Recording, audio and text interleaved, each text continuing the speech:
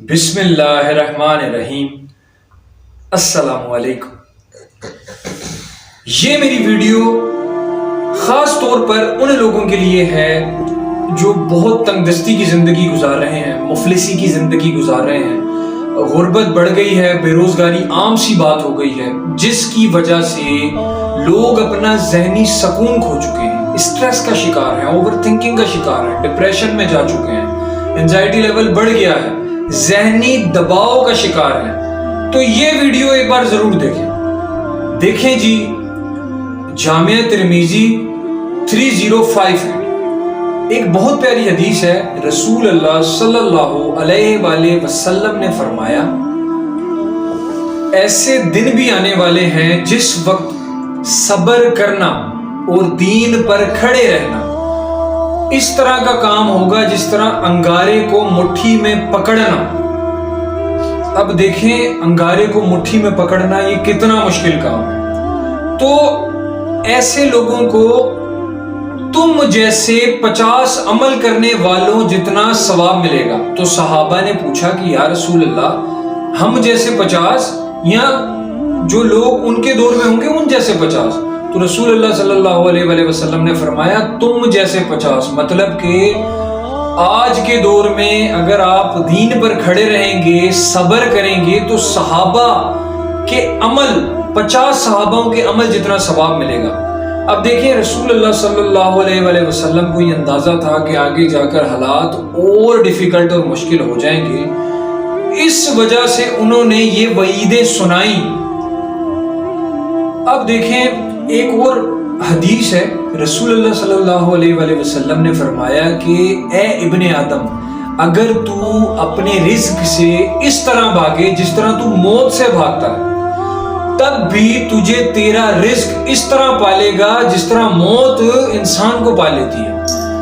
اب اس کا مطلب یہ ہے کہ انسان کے ہاتھ میں صرف کوشش کرنا ہے نا، صرف کوشش کرنا، نتیجہ اس کے ہاتھ میں نہیں ہے، کوئی نوکری اس کے ہاتھ میں نہیں ہے، کیونکہ رزق آپ ایک بہت گہری کفا میں جا کے چھپ جائیں گے نا، وہاں پر بھی اللہ رب العزت کی ذات آپ کو رزق بھیج دے گا اگر آپ کے نصیب میں ہے۔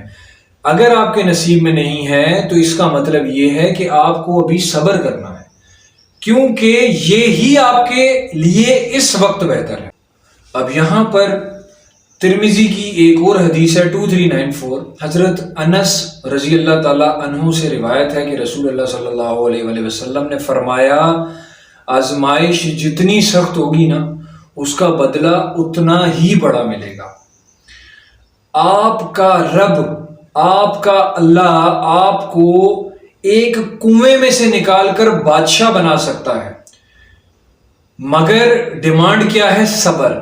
جس طرح حضرت یوسف علیہ السلام کو اللہ نے اپنے والد سے دور کر دیا، 40 سال تک وہ دور رہے، ایک چھوٹا سا بچہ، پھر اللہ کی ذات ان کو بادشاہ بنا دیتی ہے اسی ملک کا جہاں پر وہ قید ہوئے۔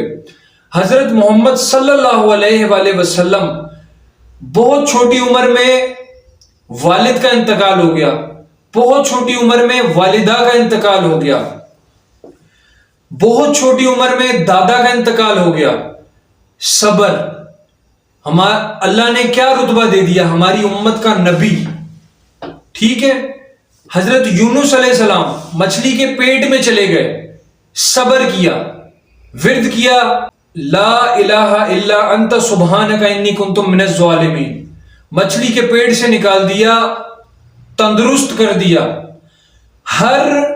ہمارے جو گزر چکے ہیں انبیاء کرام، جو نبی گزر چکے ہیں، جو رسول گزر چکے ہیں، ان سب کے اوپر اپنے حساب کی آزمائش آئی ہے۔ حضرت نوح علیہ السلام، ان کے بیٹے سمیت بیوی سب غرق ہو گئے، اللہ کا عذاب آ گیا، صبر کیا۔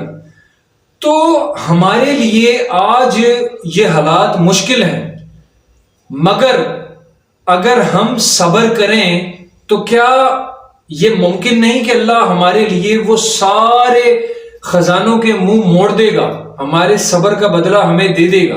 میری اللہ سے دعا ہے کہ اللہ پاک ہمیں ہر حال میں صبر کرنے والا بنائے، ہر مشکل کو فیس کرنے والا بنائے اور ہر پریشانی میں صرف یہ دعا کریں کہ یا اللہ ہماری مدد کر. آمین.